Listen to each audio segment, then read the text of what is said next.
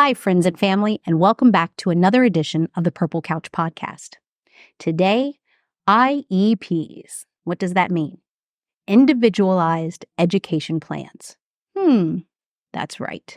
It's time for Rocky Balboa, moms and dads. You need to be armed and you need to be prepared because this is a federal binding contract for your student.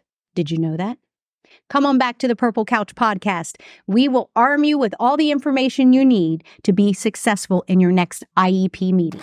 Welcome to the Purple Couch Podcast, hosted by Pamela Furr, co-hosted by Dr. Manny Rodriguez and Melissa Owen. Together, we dive deep into discussions around education, neurodiversity, autism, and applied behavior analysis. Click and subscribe today so you don't miss out on any future episodes. Hi, friends and family, and here we are again at the Purple Couch Podcast. Today, we're talking about individualized education plans. The reason this is so critical is that this affects not only our neurodivergent community, but this also affects our students with achievements, advancements, those students that may need glasses, those students with reading impairments, students that have visual impairments, auditory impairments. IEPs are a federal binding contract.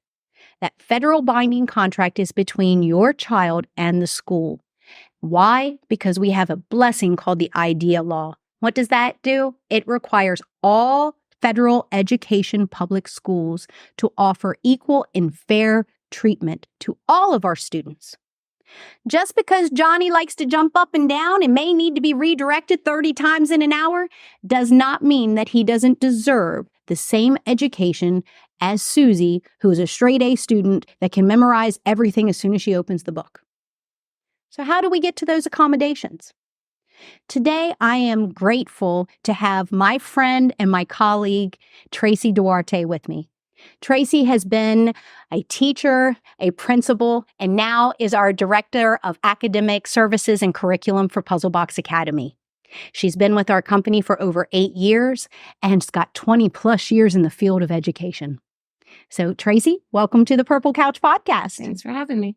Relax. I swear to you, we're not going to test you on any of these. We're literally just here having fun with our families and letting them know they're not alone.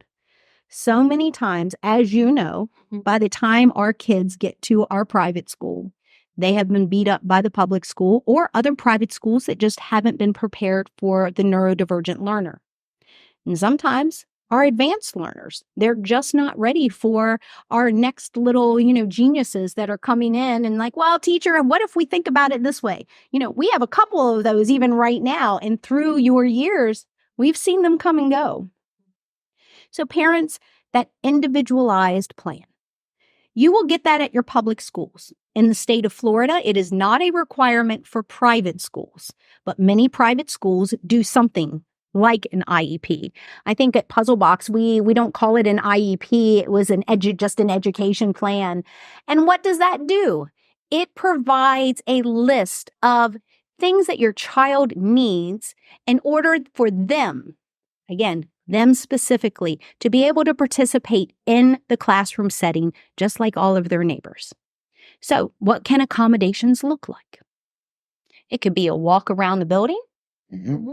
It could be extra time for a test. It could be shortened test. Loki's going to love me again, but here we go. So Loki got accommodations. And I think you remember when he came from the public school in, I think my son probably is one of the only ones that has accommodations for using proper language in the classroom and no profanity. He loves being his authentic self. But even something like that can be put in IEP. Tracy, can you tell me some of the things you've seen in your years that have been in IEPs? Some of it's like preferential seating or giving them lesser work to do. So minimizing the amount of work process, longer times on test. Sometimes it's being able to stand instead of sitting. Most of our kiddos sometimes don't like to sit all day long. Pacing, being able to have those breaks, things like that. Something so small that most teachers take for granted. But you remember in the last podcast when I was telling you, you've got to question the teachers. So if they tell you Well, I have to redirect Johnny all day long. What's Manny going to say? Show me the data. Show me the data. I think you were just talking about Aiden, Mr. Fidgeter. My fidgeter doesn't mean that he's not learning, but he can't sit still. Yeah, Aiden's been with an IEP now for going on close to 3 years. He just turned 10 years old, and his IEP, we just recently had a review with the team. And, his accommodations are a little bit different than others, and that's why it's called an individualized plan, right? So currently, his accommodations have to do with getting tested in small groups because he needs a little extra time. Also, getting read out loud by the teacher, the test questions, because if he reads it, he'll key in on a couple of keywords and he'll rush the answer without reading the full sentence. And so that's been something they've caught on pretty early on. He also has been going through speech and OT for a number of years. So one of his accommodations is a certain pencil grip that he uses very nice. just to help him with legible writing. We know all about that one. Yeah, the legible writing has become kind of the big topic the last 6 months because it's not getting any better. So now the new accommodation that they're willing to do in his school is provide him a laptop for longer writing projects. So not like, one or two words or one sentence, but like if it's multiple sentences or things like that, because they're trying to prepare him for 5th and 6th grade. So those are accommodations that at least it's been interesting how it's evolved year to year to year. Because what he needed 3 years ago, it's not what he needs now. So it's all evolving. And one of the things that I know we're going to get into is like your tips and, for parents. But for me as a parent, one of the things that's kind of a struggle because my kid Aiden's in a public school, is he's been having speech and OT together, like combined. And they just told us that if he passes speech, OT goes away too. Yes. And it was kind of a challenge for me because again, his writing's atrocious. It's not great. We're working on it, etc. His speech has improved a little bit, but it's not 100%. And I'm biting at this one. I'm sure Tracy is too. Yeah. So the first thing I'm going to let you know is they are correct. I'm going to break this down on a couple different levels because I know I could hear you. You were tuning in too on a lot of these different things. Yeah, he's gonna thank me later. Yep, Aiden, we got your back, bud. We got you. So let me tell you first, parents. We're going to go through some of the legality that I've got well under my plate, and then we're going to talk about some of the accommodations and how that can help students. And I'm going to come to you on that one in just a second. So first of all, parents, let's talk about an IEP and let's talk about how you request one. If you see that your child is struggling in the classroom, so if they are having a problem keeping up with the pace of the classroom, if there are sensory issues that you see that your child is struggling with, handwriting skills, that is a huge one, a speech impediment, another one in speech, or comprehension. Yes. It's a big, yeah. So what we fail to look at a lot of times, and I know you've seen it a lot because, again, Puzzle Box is homogeneously grouped. I'm going to let you tone into that in just a sec. So we see all different types of variable skills at different ages. And a lot of times we have parents that come to us and like, oh, Sally is in 3rd grade and she reads at 3rd grade and she's wonderful. And yes, she can. And she can use even bigger words than 3rd graders use. But after she reads a paragraph, she can't tell you anything that happened. Why? Because she's been taught to memorize. How many sight word list has she had sent home? Why? Because you've taught the child to memorize. So yes, she can read, but that comprehension is what is needed. And most of the times when that happens, that means that a child without behavioral issues has been pushed through. Okay, we need to make sure that that foundation learning truly has happened in the classroom. So if you as a parent start to see these things, the first thing you need to do, and I'm stressing this, we have been so programmed to not question the teacher. We have been so programmed to not be the person that is that Karen mom. For lack of a better word, Karen, Wendy, Jane, Pam, I'm sorry to all my Karen fans out there. But don't be that mom. Yeah, well, I'm going to take, and like everything, I'm going to tell you to rip the Band-Aid off and be that parent. Because the one thing we can't get is time. Once time has elapsed, we can't go back and get it. So we need to advocate for our children. So you tell the teacher, Miss D, I am requesting an official IEP meeting because I think my child could benefit because he's struggling or she's struggling in XYZ. Now we're going to go into Manny's information. In order for a child to qualify in the state of Florida, and I'm going to caveat that because even though this is a federal contract within your public school, the parameters and restrictions may differ state to state. In the state of Florida, you have to actually, to qualify, need 2 different services. So that's where Manny's just saying is that, well, if he loses speech, he loses OT. And if he loses OT, he loses speech. Why is that got to happen that way? Well, those are different parameters that are qualifying services or qualifying events that child would then become eligible.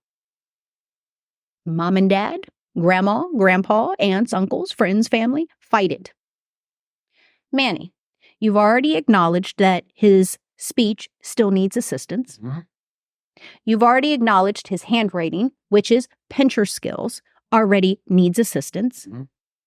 So now you have to look at it from an insurance standpoint, is that if those pincher skills do not get assistance in growth and strength, he may not be able to brush his teeth. And if he can't brush his teeth, then his teeth will fall out. Our wonderful friend and mentor, Dr. Jose, mm-hmm. when insurance reform was happening in the ABA world, and literally insurance companies were saying, well, if the kid gets hit by a car because he has impulse control and runs out in the middle of the street because he elopes, we'll pay for that. But we won't pay for it until it gets to that level. It was the same thing when we were talking about handwriting skills, because it's one of the things that many insurance carriers will not allow ABA providers to participate in helping. They will not allow that added assistance. So Dr. Jose told me, he said, well, Pam, be smarter than them. If they can't hold a pencil, how can they brush their teeth? If they can't brush their teeth are going to fall out. And if their teeth fall out, then how are they going to consume proper nutrients? You know, there's a snowball effect that happens to our kids. But parents aren't told, well, if you lose one service, you're going to lose your IEP altogether. Mm-hmm. Do you know what else parents aren't told? If you lose the IEP, in some states, you lose any federal dollars so that you can take your child into a private school setting that can offer these accommodations more accessibly. These are all rights and privileges that our children are innately born into, not something that they have to do XYZ in order to get. These are things that our forefathers fought for so that we have access to them. How important are pincher skills? Extremely important. They can't do a lot of things. I mean, like you said, brushing your teeth, picking things up, being able to drive a car, hold on to things, all of those skills are needed to survive. Well, think about how many kids that we've seen that parents come in and they're like, oh, well, Johnny can't write. Mm-hmm. Johnny can write. You just can't read it because you've not spent the time. We instantly get our children into this, hold your pencil this way. And if you don't hold it this way, we've seen the kids holding a crayon like this and they're writing like this. Why? Because no one actually built this entire muscle unit up. It was all just to do the test. You're in kindergarten, you need to hold your crayons and you need to be able to do this. It doesn't matter if somebody took the time to show you how to do it properly and then build. And that's where we end up retraining the brain, because now you have all these programs and habits. So now we have to take a child and we have to retrain them how to hold the pencil, how to build those, sometimes it's just having them play with clothes clips, the little paper clips, clothes clips for your clothes and things like that, because they're building those skills. Or you have them do cotton balls, putting them into the water bottle holes, anything that can cause these little teeny tiny fingers to go to work. Fight that IEP, Manny. Oh, yeah. You need to go into the school and you need to tell them. Now, parents, how do you do that? Mm. How do we fight an IEP? Oh, I can only give my experience. I'm sure there's others, but I have two 2 points. So one is that you have an IEP team, and there's usually one person that's the lead, the coordinator, whatever. It's actually their responsibility and their job to take your phone call. Absolutely. So that's usually point number one for me, is I make that phone call. If that phone call doesn't yield any kind of outcome that you're looking for, that lead typically has to report all IEP progress to the principal of the school. And so that becomes my second phone call. So far, I haven't had to do the second phone call. The first phone call has been enough. So that's point number one. Make sure that the lead person, that's your IEP coordinator, the IEP team leader, whatever their title that they use, that person's phone number you have. The other one too, and I'm speaking more as like a divorced parent, because I find that if you're a couple and you're married, usually it doesn't matter. One parent can sign for both, right? There's usually no disagreement. But when there's a divorced couple situation like myself, I didn't get to go to that last IEP meeting, so I wasn't represented. So the IEP was Tracy and I are already giving you the look. got the idea, right? So I get the report back, all signed, but I don't agree with something. Well, here's my right as a parent, and the IEP team leader knows that you need both signatures. Yes, indeed. So if I don't agree, I still have the right, even after the meeting, to go back and say, I don't agree that he has met speech goals. Yes. And of course, I like my data. There's not enough data to support it. So the IEP is not cutting Wonderful. my expectations. So that's my second tip. So I can tell you some legalities here. Yeah. Number one, from the time that you request in writing, parents, please hear me out, in writing. I'm not talking about a phone call, conversation. No, you can have that phone call and you can have the conversation, but follow up with an email. That email is very important because technically the school has 30 days to comply. If not, they're in breach, and then you go to the superintendent of schools. So Manny's situation, he's 100% correct. Number one, you have a coordinator that works for the county that you are in. She or he is your representative. That is your advocate. It is their responsibility to coordinate with all of the other members. I got one even better for you, parents. You can bring your outside therapist to your IEP meeting. You can bring your tutor. You can bring Grandma Joe. You can bring Grandpa Joe. Guess what? You can bring them all into that meeting, because as a parent, you have the right to bring anyone that affects your child's life into that meeting, because it is a team approach. Mm-hmm. The goals that Manny is talking about, you need to make sure that they are adequately labeled, defined, and they give you information on how they plan on remedying these deficiencies. So if your son has a lisp, if your daughter has a quirk, it could be just, she will not do this. This is OT. This is constantly. And we have some girls that this is all they can do. And it's literally impulse control. They cannot stop this. This is the whole time. And you're going to see, and this is, Manny's shaking, Tracy's shaking, because we've all seen this. And parents, I'm sure some of you are dealing with this at home. That can be worked on. That can be worked on through behavioral health. That can be worked on through occupational health. And then the speech is so that they can learn to communicate, because most of this is anxiety because they don't know how to communicate. So the IEP needs to get into their window of opportunity and give them, again, data points. This cannot be speculative, blah, blah, blah, as I get tongue-tied, guys. You cannot have their opinion on this IEP. Opinions don't work. This has to be facts. This has to be analytical, data-driven facts on meets and measures that can be obtained, or the goal to obtain them. And it has to be realistic goals. The next part that most people forget in IEPs is the exit strategy.